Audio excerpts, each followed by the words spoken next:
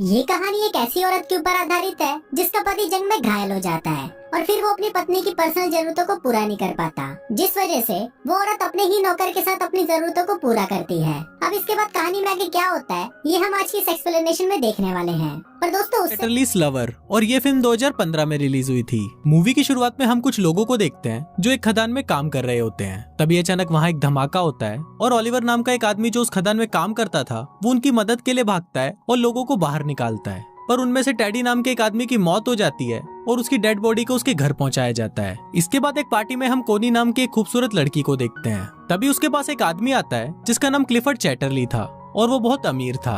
अब कुछ देर तक बातें करने के बाद वो दोनों एक दूसरे से इम्प्रेस हो जाते हैं और साथ में डांस करने लगते हैं। लेकिन कोनी के दोस्त डंकन को ये बिल्कुल भी पसंद नहीं आता क्योंकि वो भी कोनी से प्यार करता था। अब इन दोनों की ये मुलाकात प्यार में बदल जाती है और वो दोनों एक दूसरे से शादी कर लेते हैं। और शादी के वक्त वो दोनों ये कसम खाते हैं कि वो दोनों एक दूसरे से हमेशा वफादार रहेंगे और कभी भी एक दूसरे का साथ नहीं छोड़ेंगे। अब उन दोनों की मैरिज लाइफ बहुत अच्छी चल रही थी, पर अगले दिन ही क्लिफर्ड को सेना में जाना पड़ता है क्योंकि वो एक सोल्जर था। वहीं जंग के दौरान क्लिफर्ड घायल हो जाता है और उसे वापस घर भेज दिया जाता है। आज क्लिफर्ड घर आ रहा था और सभी बहुत ज्यादा खुश थे और उसका वेलकम करने के लिए घर के बाहर खड़े थे। क्लिफर्ड को देखकर कोनी बहुत ज्यादा खुश होती है, पर तभी हम देखते हैं कि जंग में घायल होने के बाद क्लिफर्ड के पेट के नीचे का पूरा हिस्सा पैरालाइज हो जाता है।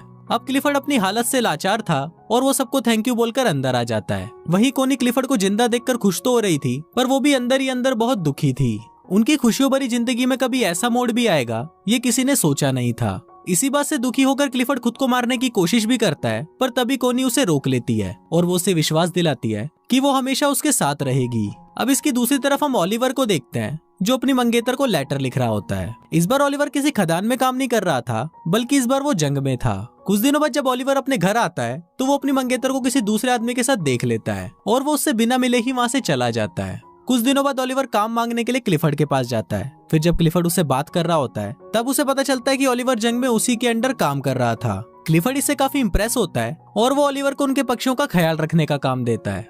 अपाहिज होने की वजह से क्लिफर्ड अपने लिए एक गाड़ी खरीदता है और जब वो उसमें बैठकर घूमता है तो उसे लगता है कि मानो उसके पैर वापस आ गए हैं। फिर एक दिन वो कोनी के साथ ओलिवर के पास जाता है। ओलिवर जंगल में बने हुए एक कॉटेज में रहता था और पक्षियों की देखभाल करता था। वहाँ पहली बार कोनी ओलिवर को देखती है। वहाँ से वापस आते वक्त कोनी ओलिवर को इशारा देती है, पर ओलिवर उसे समझ नहीं पाता। अगले दिन एक मेड कोनी के पास आती है और उसे बोलती है कि ओलिवर अपने कॉटेज की चाबी मांग रहा है। इस पर कोनी खुद उसे चाबी देने के लिए उसके पास जाती है। फिर जब वो ओलिवर के पास पहुँचती है तो ओलिवर उससे ठीक से बात नहीं करता और उसे बोलता है कि आपको ये तकलीफ